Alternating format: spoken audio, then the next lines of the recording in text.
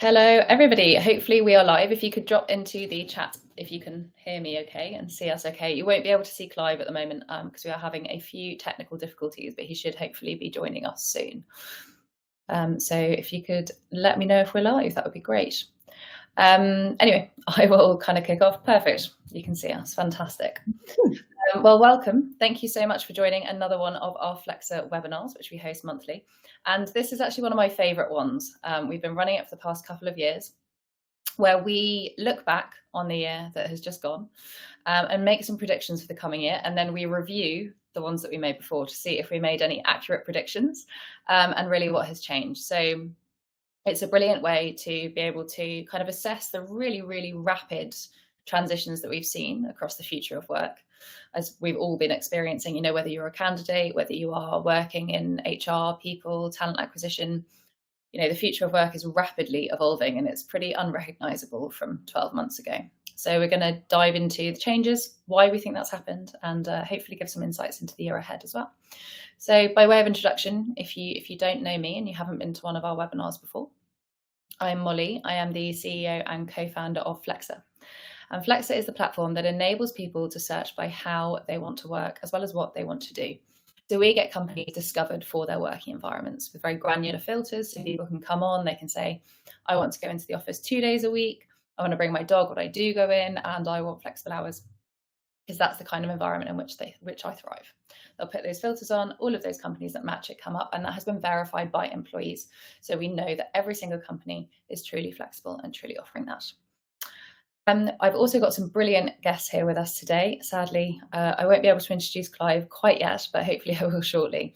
So our two guests currently are Hannah from Austin International and Suzi from TMS. So Hannah, would you like to introduce yourself? Yeah, absolutely. So super excited to be here. So thank you so much for the invite, Molly. But yeah, I'm Hannah Gardiner. I'm the Global Head of Talent at Austin International. We are a global specialist recruitment agency. So we've got offices across the UK, Germany, and the US. We specialise in recruiting both into the tech and the medtech markets. But obviously, of course, I head up the acquisition team here. So we attract great talent into our business to work as recruiters and within recruitment. So been with the business for about 5 and a bit years, but I am also a boomerang. So I actually was with the business back in 2014. I left and I came back in the 2018 into a different role. And yeah, I love it. I'm really happy to be here. Amazing. And boomerang hires are actually a big trend of the kind of last couple of quarters as well. I think a lot of people, maybe not in your case, because obviously you came back in 2018, but a lot of people recently have thought, well, maybe the grass is greener in terms of flexibility and working environment. They've gone somewhere, very much felt like that wasn't the case, and then gone back to where they were before. Absolutely. We're also seeing a really similar thing actually in the business now as well. Interesting. Well, I think we'll come back to that one later. So Suzi, I would love to hear from you as well. Hi, thanks. Well, thanks very much for having me. Really appreciate it. Have to apologise for my voice. I am getting over this horrible cold that's been going around, but I promise I'm fine. It just sounds worse than it is. But really glad to be here for this conversation. So as Molly mentioned, I work for TMS. So TMS is a global technology marketing and sourcing business. We have offices located across North America, Europe, and Asia. And my role is as one of 4 global people leads. I also have responsibility for managing and leading our global talent acquisition team, of which we are based primarily in North America and Europe, supporting the whole business from those 2 locations. I also support across a number of change and transformation projects, so definitely hopefully going to be in a good place to have a good discussion about some trends, what we've seen going on, and yeah, what we're excited for next year. So thanks for having me. Amazing. And also worth noting that both Austin International and TMS are flexified companies. So they've verified their flexibility and have gone through that kind of employee surveying process. Now, really interesting and probably a nice place to start, actually. So Austin International, when you first joined us, which was, gosh, I think you've been with us about 3 years now. You started off remote first, and you, as we were just discussing actually just before the webinar and we went live, you had very much a bit of like a no rules sort of approach. It was like total flexibility, lots of choice. And you've moved more towards kind of what I would call that freedom in a framework model of being a bit more explicit about when you want people in the office, what the expectations are. And that, interestingly, was one of my predictions from last year, was that companies will move to managing expectations a little bit more, being a bit clearer about what's on offer, and likely moving towards a little bit more of a set hybrid or set remote first cadence. So I'd love to hear from you about that journey and what led you to make that decision. Yeah, absolutely. And it's been quite the journey. And I guess kind of from the off, it was less kind of remote first, but more that kind of 100%, flexibility. So kind of so flexibility from a location perspective, from an hours perspective. And it has been quite the journey. I'm really proud of the business for the really bold decisions that they took in 2020 and, kind of moving into that model and the success that we saw, but also the real learns that we saw over time. And I think, what was really important as we've continued to kind of grow as a business, as we've continued to kind of move through, different periods of time, it's so important that you're consistently reviewing these things actually from an environment perspective, ensuring that the environment that you create is one that fuels the culture, and really helps people to accelerate their careers. I mean, our purpose is to help people build incredible futures, and we need to be able to make sure that the environments that we create, we facilitate, enables that. So it was a really interesting thing, and we absolutely looked at the data. We looked at the data, and we really talked to our people about how they were feeling and what they wanted. One of the things that we could see from a data point is, when someone came into our business in an entry-level position from 2020 to today, their time to promotion, so their time to that kind of first promotion from a sales perspective, that learning curve was getting longer. Yeah. We saw the data from kind of pre-2020, it was pretty consistent, but what we saw kind of from 2020 to today was that learning curve was definitely getting longer. It was taking longer for people to kind of get that first promotion. Now that could be a number of factors, right? That could be the market, that could be, the skills that those leaders have to manage hybrid and, remote working teams. But of course, one of the things that we really spoke to our business about was about learning. Learning is it's fundamentally, a real pillar within our business, and something that we also recognize working in a sales business. There's a lot that people get from observational, passive, and social learning. And absolutely, what we also noticed were, Clive, what we also noticed was, for early careers, right? I think people coming into the workforce actually discovering what they need, how they learn best, and making sure that we as a business were catering, for people's preferences actually, not just what they wanted, but also what people needed, from each other. So it has absolutely been quite the journey, and I guess I'm proud of that journey that we've been on, and the fact that, we're owning these things as well. We've gone, it's all about the intention of, fostering great collaboration, great, observational, passive, and social learning, in addition to the really intentional learning that we do with more formalized training, coaching, development. And it's about, us fulfilling our purpose of helping people to build something incredible. Where we'd seen that learning, that curve getting longer, we needed to look at all of the contributing factors that could be, actually making that longer.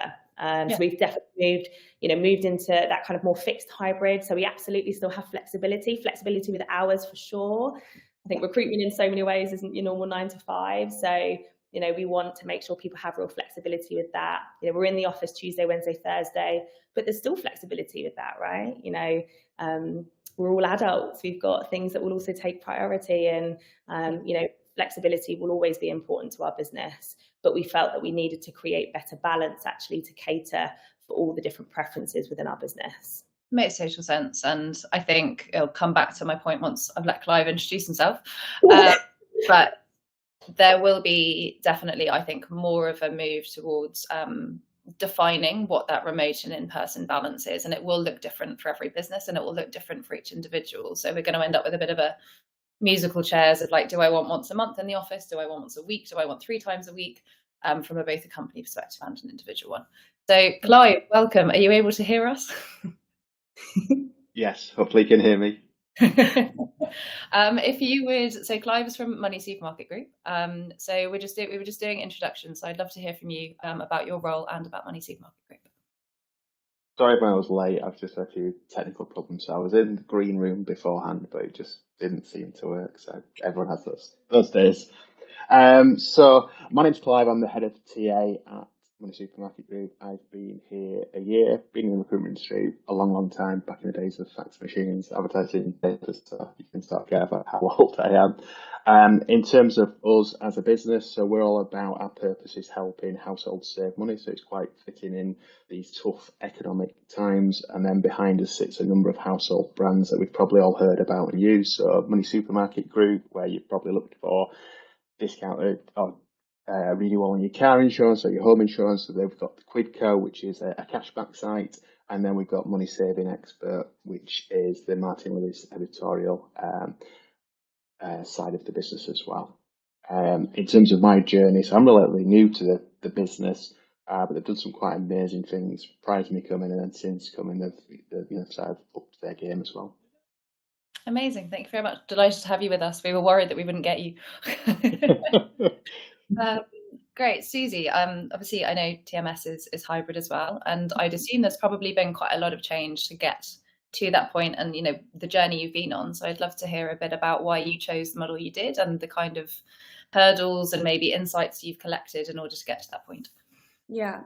So I think our journey around flexibility started before the pandemic, and I think in our different regions it's come up in different ways. So in the UK, for example, we introduced our core hours model back in about 2017, so quite a long time ago comparatively. And so that worked really well for us in the UK, and that worked well for us because it also worked well for our clients. And a big part of our hybrid journey is driven by the fact that we are a client service business. And ultimately, we have to respond to our clients' needs. That's how we exist. It's how we all get paid. It's how we all have a job. So that has to be a consideration in any move we make around flexibility. In the US, for example, we then introduced in 2019 Flex Fridays, where we enabled a pilot to extend our flexible Friday working model that we only usually issued in the summer. So in the summer, it's quite common in the US to stop working from 1 o'clock onwards in the summer months, from usually about May till August. Not so common in the UK, but we started to model it then globally. And in the US piloted, what would a Flex Friday look like on an ongoing basis if we were to offer those 4 hours for other purposes? So for example, learning and development, keep them meeting free, internal meetings kind of is a no-no, but obviously we need to be available to meet client demands if possible. So we started trialing some of these different ways of working. And then pandemic hits, and we've gone from being a kind of quite prescriptive business in that we were sort of typically in the office to being not in the office. And we had these sort of different ways of thinking about working already in existence. So as we started to think about, okay, what does the new world look like? How do we start thinking about flexibility and what already works for our people? What doesn't work for our client? What works for the client? And how can we blend some of that together in a new model? That's where we introduce kind of where we're working now, which is, yes, very much in a non-mandated hybrid model, but in different teams with different skills and different roles, there are slightly different requirements that, again, are sort of driven by those business leaders versus by one-size-fits-all policy. So, for example, in our client service teams, they like to try and model some of what the client is doing. So the client is in the office on a Tuesday, that's when they'll have their client meetings. So folks will come in and kind of model some of those ways of working. But if folks are in the creative teams and there's no need to be in the office, they don't typically come. So, and there's no expectation for them to be. And then our tech teams, again, similarly, very used to already working remotely because a lot of our tech teams and functions are based where we don't even have offices from a cost perspective. So again, we're sort of using a bit of our overarching model is hybrid, which is encouraging and supporting remote working, but with the opportunity for business leaders in the functions that require different types of ways of doing roles and completing tasks to do that in a way that still services our client really well, but also works for our people on an individual basis, which isn't always working. And it's something we still have to keep moving forward with, but is quite not necessarily unique, but it's quite common in client service industries. And it's something that we have to keep moving forwards with and trialing and erroring as we go. and kind of trying to make sure we're balancing both that kind of client deliverable and the personal need of our people. Which I think is a really, really important takeaway is what you just said there. Like, you're always iterating, you're always developing it. Like, each company's flexible working model will evolve with time. Like, look at how different 2023 has been versus 2019. Like, we've really gone through this huge evolution. There was a peak in remote working, obviously during the pandemic, and we are coming back down to hybrid being the flexible norm. I actually don't think it will become the total norm. I think there will be a lot of companies that do revert to that mean of pretty much maybe 4 days a week in the office and then Fridays at home. But that flexible hybrid, I think, will become the norm for flexible companies in that model. Clive, I know that you at Moneysupermarket Group also do have a kind of flexible hybrid model and core hours as well. So I would love to hear about the journey to get there. Obviously, I know you're relatively new to it, but how did you kind of land on that, and where do you see that going in the future? So a lot of ours has come out of the pandemic. So pre-pandemic, from what I can gather, actually just prior to me joining, we were quite a traditional business, 5 days a week within the office, a little bit of flexibility. And then obviously pandemic hit and it sort of changed the approach. Our approach moving forward is we're a free location business based within the UK.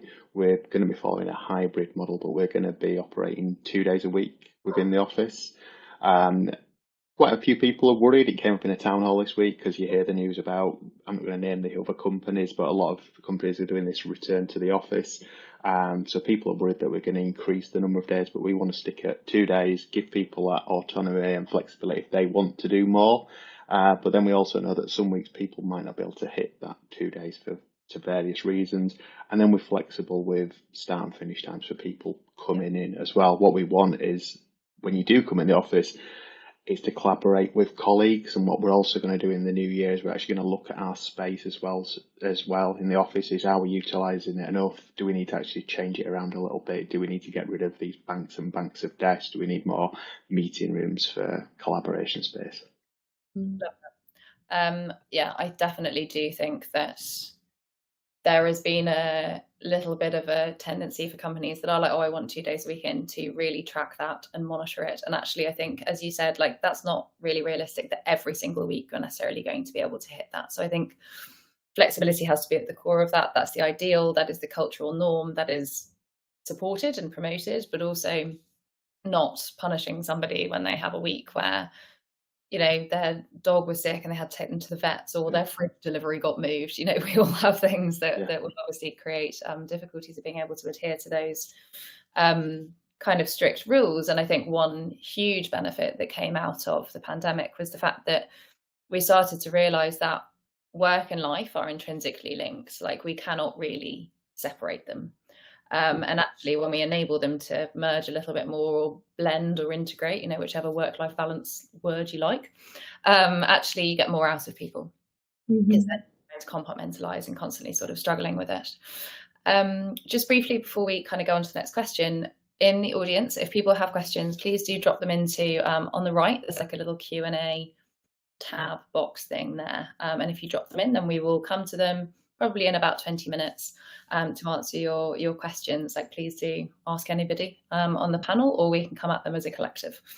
And in addition, if you are interested in finding out how your company ranks against fantastically flexible companies like these three, then please do click on the green CTA at the bottom that says want to see how your environment stacks up against the current market. There you can do a very quick quiz that will benchmark you against millions of different data points that we've collected at Flexa, based on search appearances, based on user behavior, based on what companies' information are giving us, and you'll get a little report for yourself. So it's all free, it takes 2 minutes. So please do help yourselves to that. I thought before we move on, it'd be interesting to take a look back at data and what people want and what people have been searching for.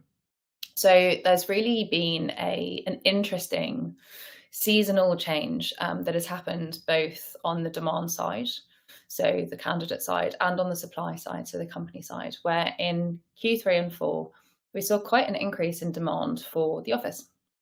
Now, when I talk about demand for the office, that's anything mandated. So anything from once a month, like Flexa. So we mandate people coming in once a month.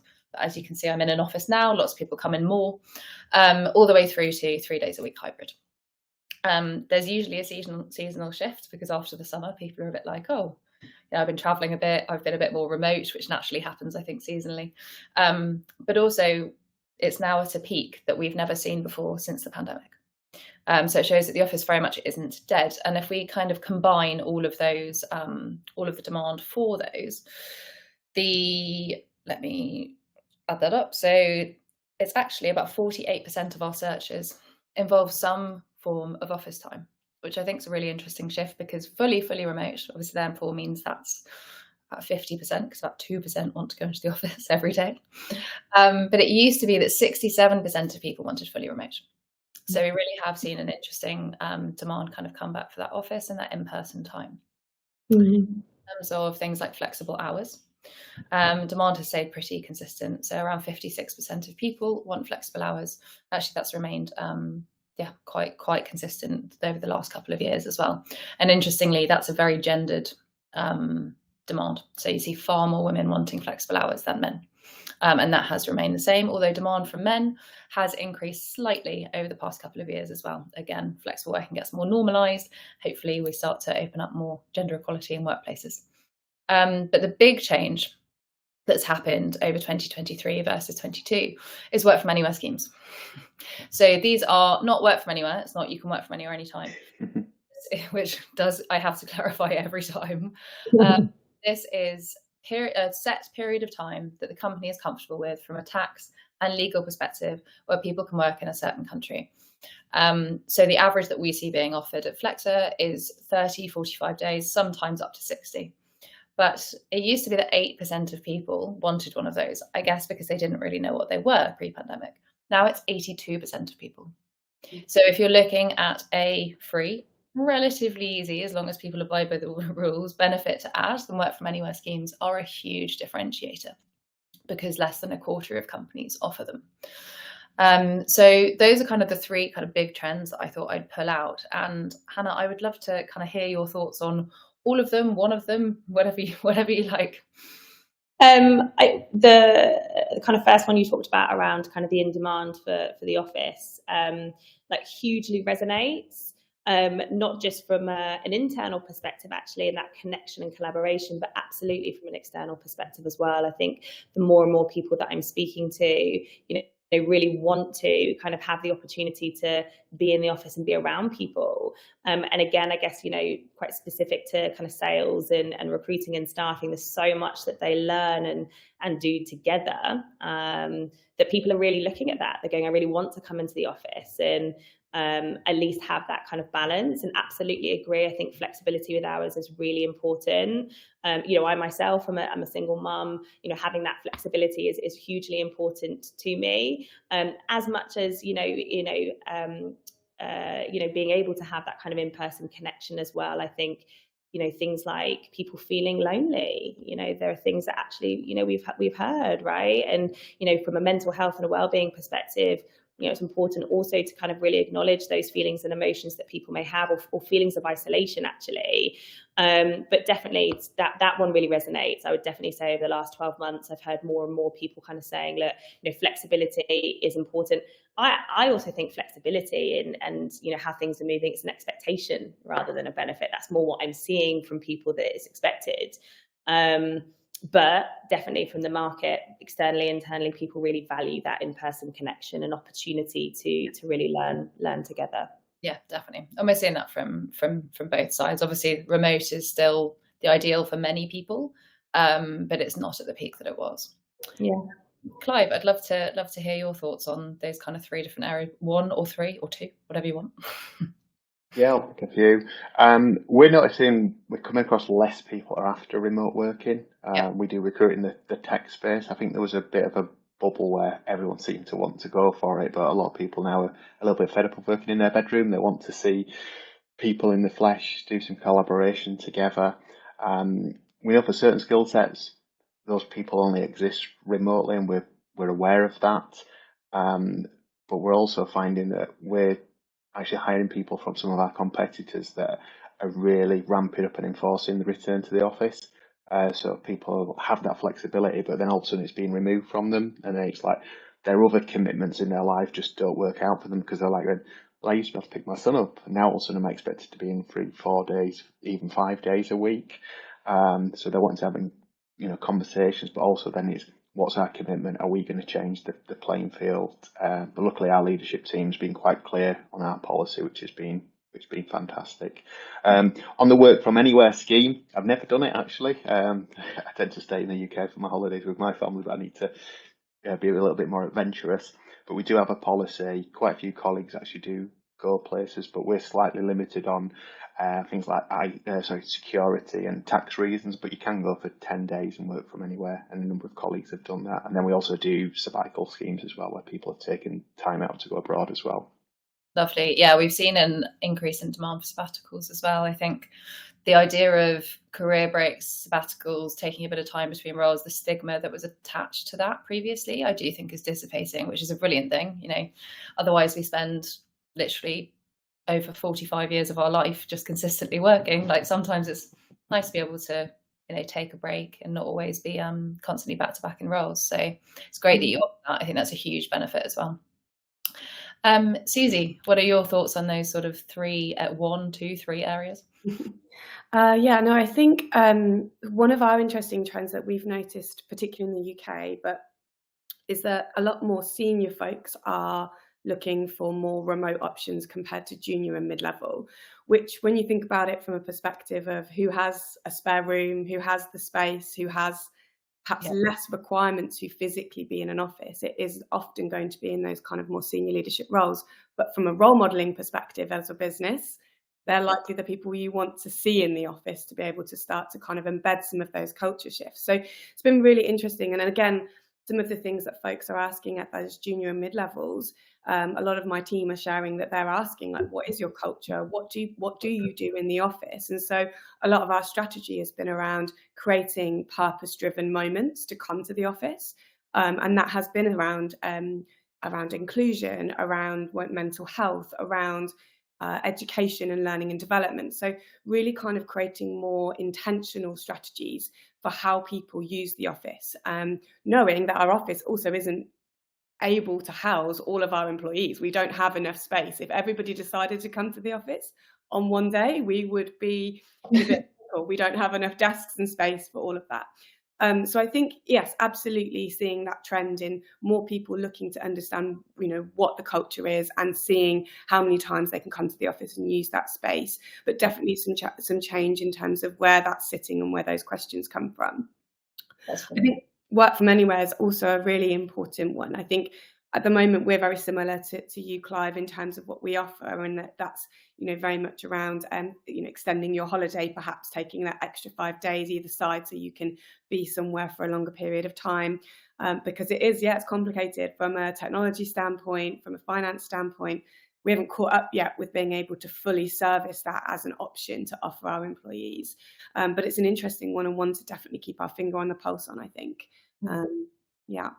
Brilliant. And it's interesting you said about that senior leadership thing, because that was actually one of the predictions that one of our guests had last year, was that leadership of companies and role modelling will become even more important for prospective candidates. So they will be looking much more at what the kind of leadership philosophy is, whether there's a culture of transparency, whether there's a culture of progression, and really understanding how people behave within an organisation before they actually join there.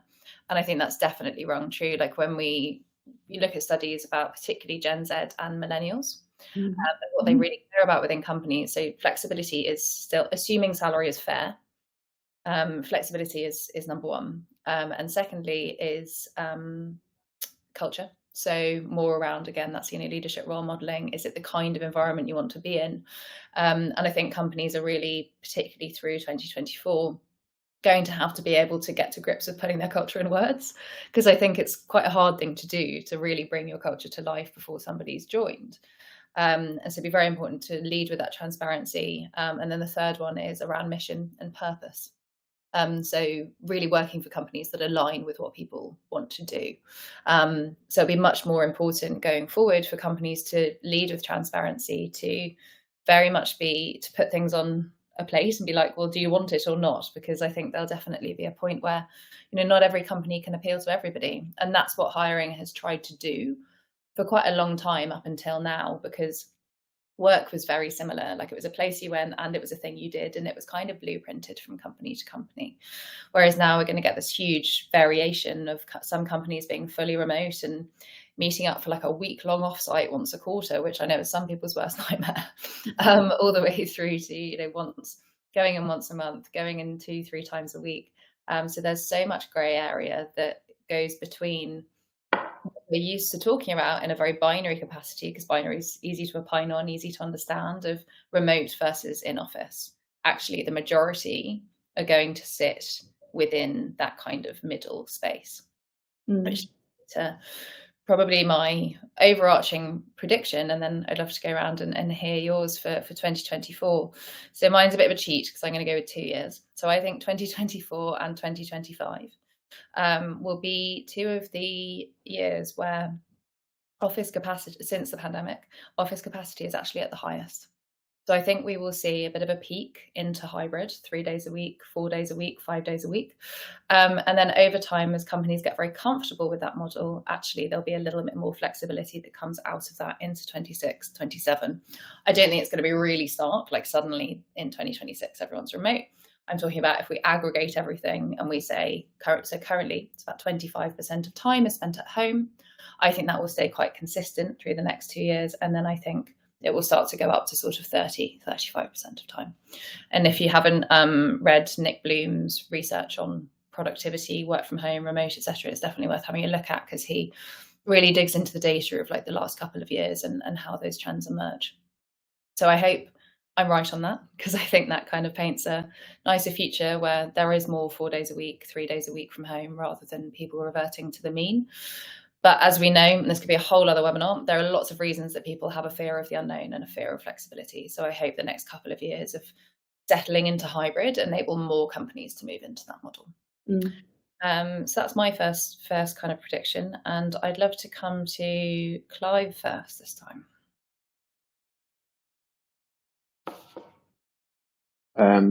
In terms of predictions, I still think for next year, I think we'll probably hire at the same rates. Most businesses, I think we're going to see a little bit of uncertainty. We don't know. We're waiting for each other to play our cards. I hope that we don't see a return to the office that's forced by real estate. I think we're in a really great position. I think I mentioned this before. We're at a bit of a crossroads at the moment where we can define what we want to do and our offering to our people. And it shouldn't really be the fact that we have loads of offices that dictates that we've got to come back and use them 3 days a week. 5 days a week. I don't really know why some companies don't actually share the space more. So it's like, if you're a business and you come in 2 days a week, why aren't you paying the rent for 2 days a week, and then someone has that office for the other 3 days a week as well? And I don't know, you have pull-ups and everything gets locked behind a cupboard, and then when it's your turn, your branding comes out and you share it that way. I think we need to be a little bit more creative with it, rather than it's our office 5 days a week and then half the time it's empty as well. But who knows? I think the great thing that's come out of the pandemic is this flexibility and being able to work from home, see our families, rather than being I've got to be sat at my desk to be visible 9 till 5:30 and wait till someone leaves bang on 5:30 and then I can go. We just don't want to actually go back to those days. Yeah, I totally agree. We don't need to be territorial about our offices. Like, they might be dog friendly, but we don't need to act like we're territorial. I think the sharing model makes complete sense, particularly if you are doing 2 days, because then obviously there's much more freedom to be able to kind of flex that, because I think very few people want to go into the office on a Friday. But yeah, that office. And what I've also seen with some companies as well is actually consolidating that space that they've got. So do we need as much space in the building, or like we've done as well, is like we condensed the number of offices we've got, so we've got more central hubs rather than loads of offices. As you might know, where some colleagues have to commute in a little bit further distances, but you don't have to commute in as many days. Yeah, exactly. And I think reducing that commute time down makes it so much more palatable. Like, if you're only doing that commute a couple of days a week, then it doesn't feel anywhere near as onerous as doing it 5 days a week. I remember when I was working in investment banking and I was commuting for an hour at 5 a.m. and 8 p.m. every day. Wow. Tremendous. very glad that those days are gone, and my commute is now a half-hour walk through the park with the dog, and I can choose when I do that. So it's literally life-changing. Suzi, I'd love to come to you about your predictions. Yeah, no, I think I'm very much aligned with what you said there around kind of where we see sort of almost, we've had these two extremes of completely in the office and then forced to be completely remote, and sort of trying to find our way into this middle ground. And I think, I agree with you on that prediction, but I also think sort of supplementary to that, and what will drive some of that, is a bigger focus on technology and generative AI, and how that creates efficiencies and how that drives productivity in different ways can actually enable us to understand how we can better be flexible and hybrid and be able to effectively deliver products, services, etc., to meet the needs of our clients and customers, leveraging technology that is rapidly changing the way that we work. And I think businesses who are ahead of that and who are thinking about that now, thinking about how it impacts our people processes as well as how we deliver our output and ultimate product, that's where I think that those businesses will start to see better gains in the next 2 to 3 years, because that is really the game changer for how we engage people, how we deliver the employee experience, and how we can focus on creating culture and driving and maintaining culture in hybrid environments, and thinking about how we maintain productivity and efficiency, which ultimately makes dollars and pounds, whatever it is that you're dealing in. So I think that for me is kind of critical to your prediction, is kind of that piece. Totally agree with that. And like naturally, just because of the way we were plunged into it, there's going to be a technological lag because no one was preparing, no one was innovating for it. Yeah. So it kind of feels like, unlike most change, which sort of happens gradually and is often precipitated by technology, actually we've done the reverse, and now technology has to catch up in order to really make the most and maximize distributed workforces. Yeah. And I think that to your point around why you were sort of giving it as a 2-year prediction, I think 2024 is going to be an interesting year where I think, because like to your point around the fear of the unknown, I think the same is true of technology and AI and what it can do. And if we look at kind of how our business leaders are structured, who they are, how long they've been in the business, and kind of what they know, we're going to what we can control. And we can control where people are and at what time and what they're doing. And when we don't know what that is, it's really difficult to point to what other reasons that are driving drops in productivity or inefficiencies, etc. So I think we will see a bit more of that increase of mandating people to return to the office on probably what feels like a more dramatic number of days, 2 to 4, for example. But I do agree with you that it will come back down. And I think it will be due to getting more comfortable and familiar with how technology can enable some of these working practices. Yeah, and there's so many easier, more accurate and better ways of measuring performance than using presenteeism as a very lazy proxy.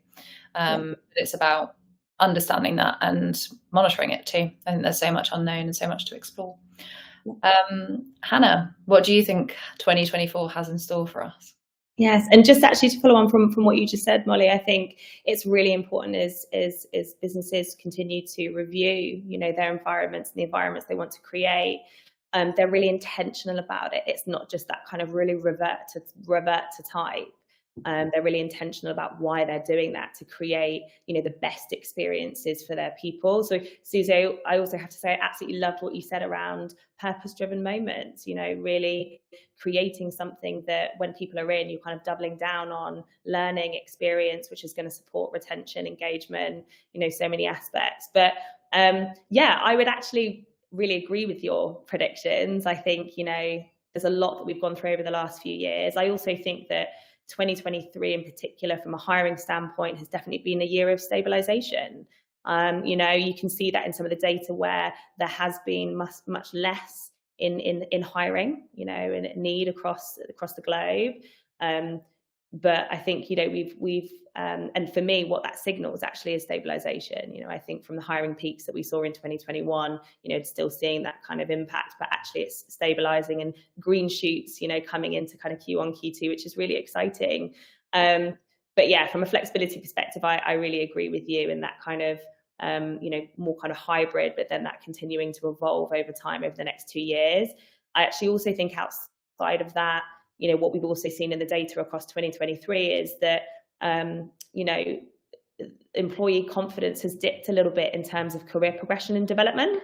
And actually progression and development is a really big reason people leave a business, you know, from a retention standpoint. If they don't feel that they're getting that, you know, progression and development opportunities, both kind of forward and upwards, it's a big factor. So I also think, you know, businesses need to really look at how they're tailoring the development and the progression opportunities or progression pathways, you know, across their organizations. And then again, how their environments accelerate those things. I definitely think that's a big one that not only can I see in more the kind of macro trends, but actually even the micro trends within our specific talent pools or, you know, candidates we're looking to attract to the business. I think that is going to be a big focus around learning development and tailored learning pathways for people. I think that's going to be really, really important going into 2024 and beyond. In addition to that leadership piece, I think a lot of people are, you know, attracted to work for businesses that have really inspirational leadership. So I think from a branding perspective, it's how you position that. Employee advocacy, I think, is going to become more and more in terms of branding. But yeah, that's what I would say. I agree. I think from that that progression piece, it's also a very opportune time for companies to lean into that, because if there has been less aggressive hiring, it means that you're going to utilize people more.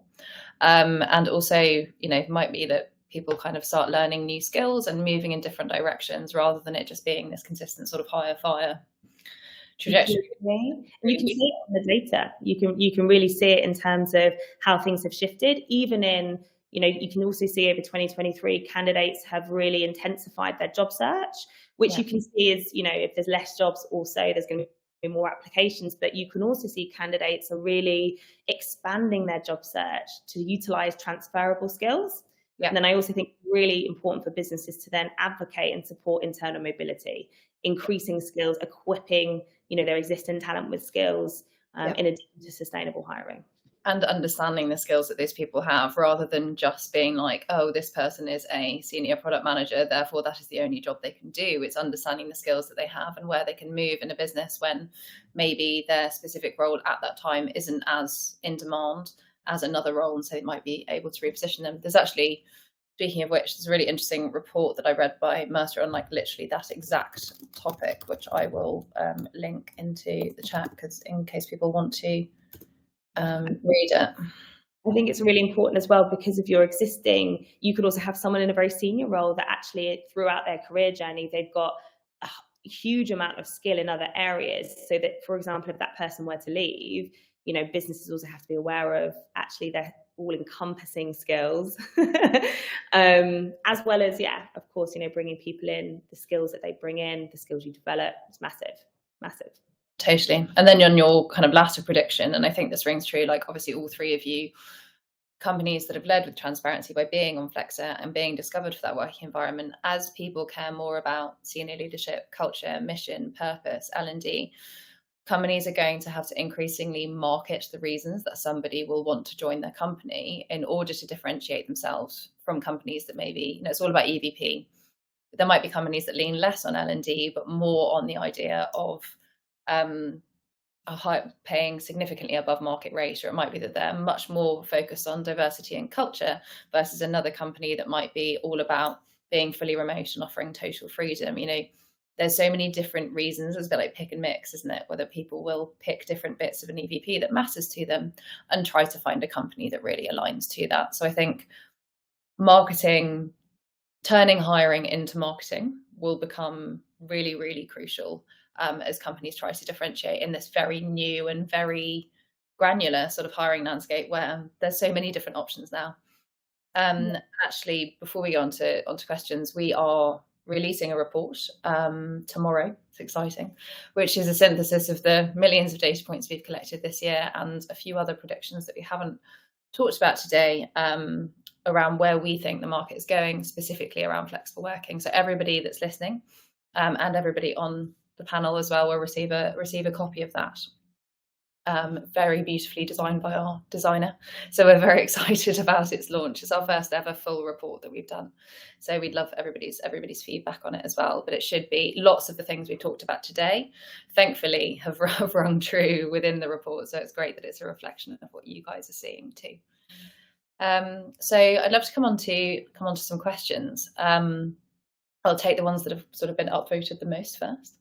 And Suzi, there's a question for you, which is that Francine would love to understand more and hear more about the change management opportunities that you mentioned at the beginning. Yeah, so I guess like our focus from a global people change perspective has really been about data and technology and redesigning how we as a people function, think about the employee experience through a data mindset. And I have to say we've been a bit behind on the data standpoint in our organisation. So a lot of the change work that I've been across recently has been about driving a more data-informed HR function. And that speaks to insights around our employee engagement. It speaks to technology that better enables us to attract diverse talent, and particularly through 2021, 2022, which was really focused on that great resignation. Contrary to what I think, and I agree with Hannah and Molly and folks here around what will be coming next, which I think was more likely the great stay.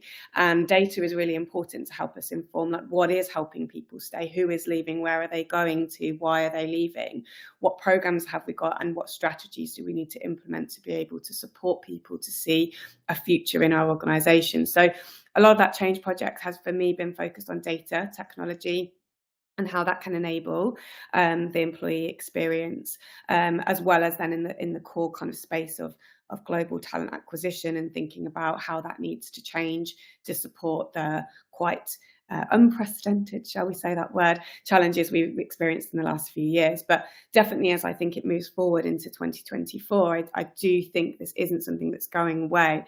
And technology and generative AI, particularly in the people space, is such an interesting topic, particularly as it pertains to ethics, inclusion, what it means for our future, what it means for our skill sets of the people in our organisations, and particularly, and again, in client service industries where we're billed on hours and time. And if technology is going to cut down that hours and time, how do we remain profitable in those environments? So a lot of the work that I'm doing is around kind of looking at those types of things and how we implement the right strategies for our employees to be successful and maintain profitability. Hopefully that answers the question. Very much. We've got an interesting question here about do we think that the 4-day work week will become more widely accepted and maybe even the norm? We've got loads of data on that, interestingly. So I think the evolved work week as a whole concept will. I'm not sure that we are going to leap kind of feet first into the 4-day week. I feel like that's quite a big change.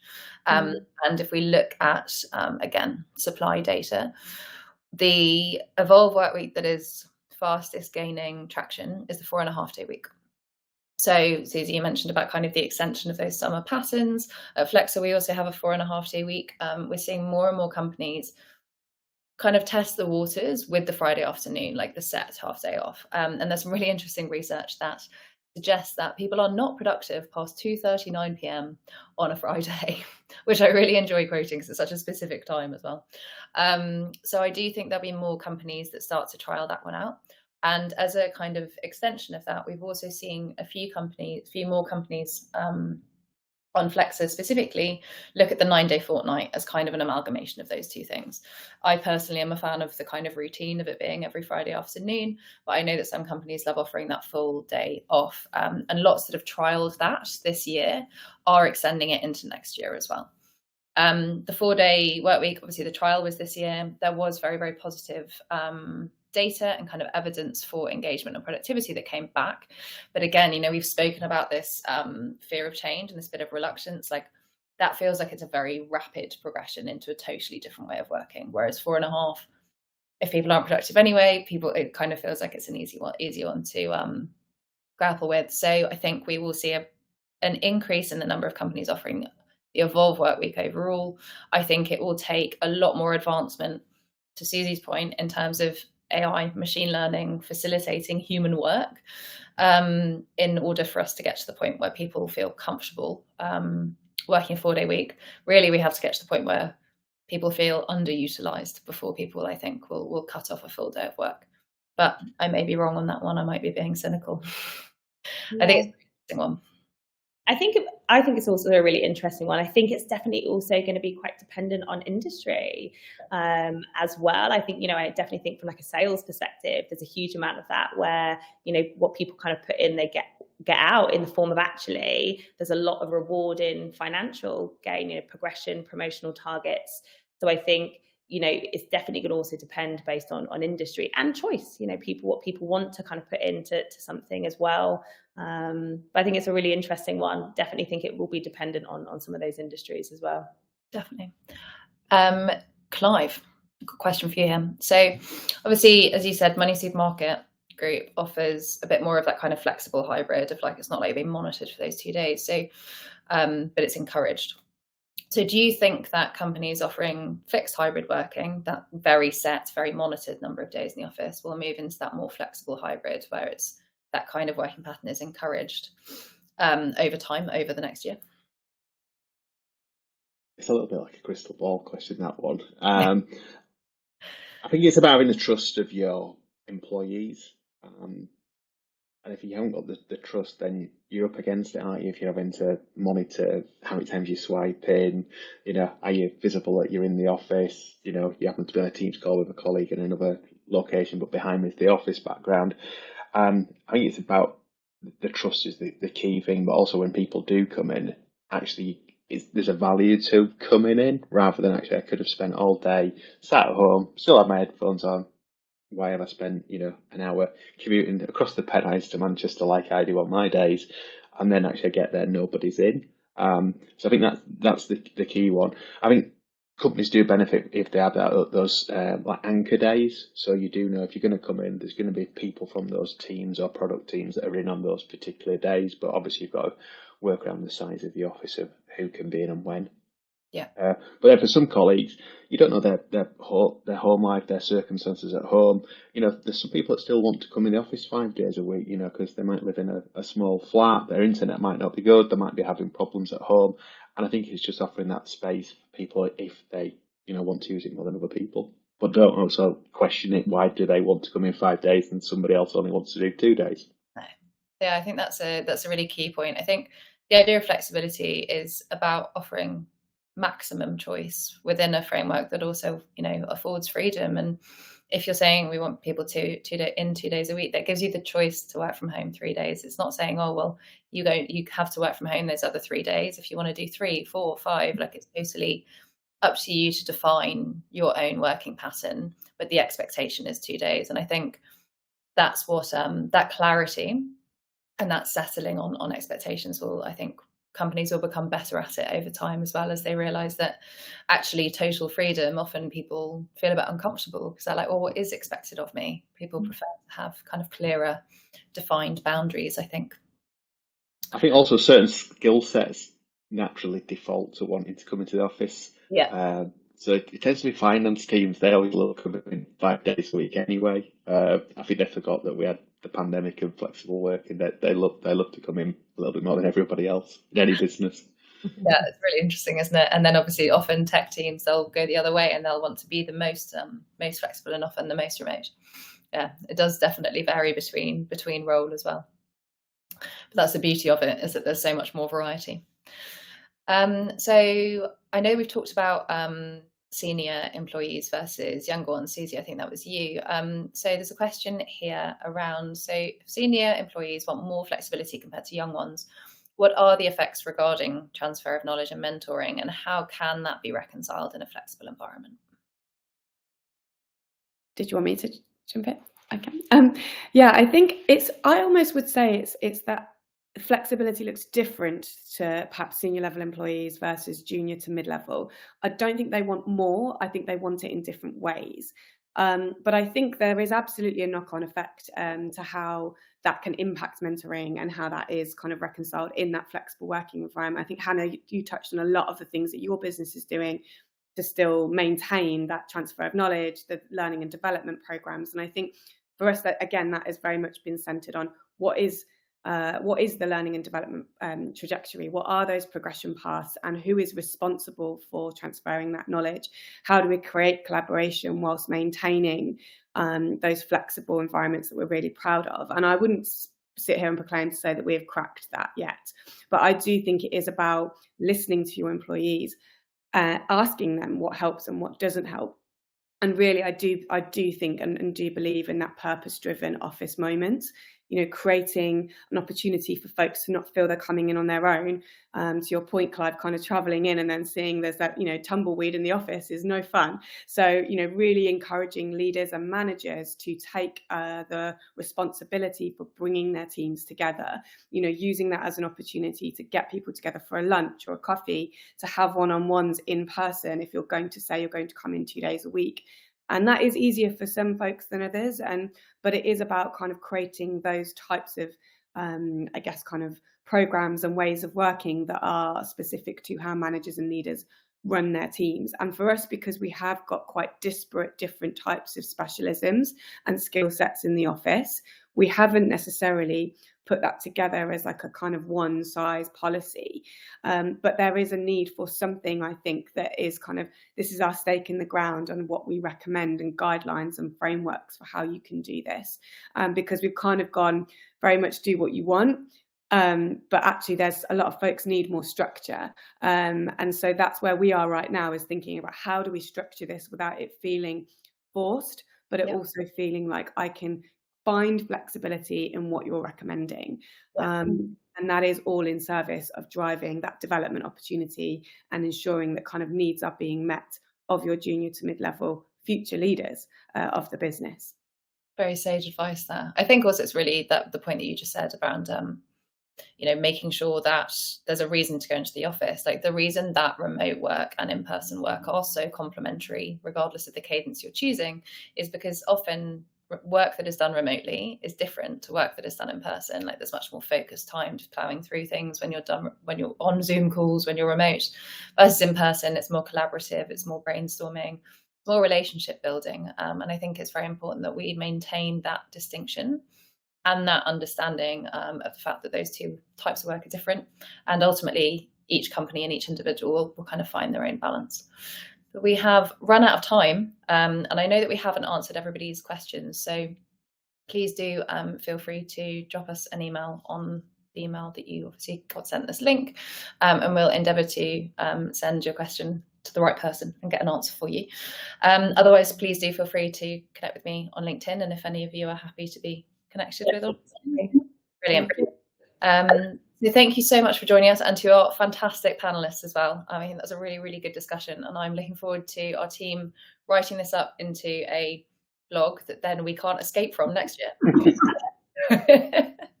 And our reports with our predictions for 2024, and I look back on all of the data, some of which I obviously kind of went through, will land in your inboxes tomorrow. So please do let us know what you think, and if you find it interesting, please do share it with people. But thank you so much for coming, and really enjoyed that discussion and really appreciate all of your time. Thank you so much. Thank you. Thank you. Bye. Bye. Bye.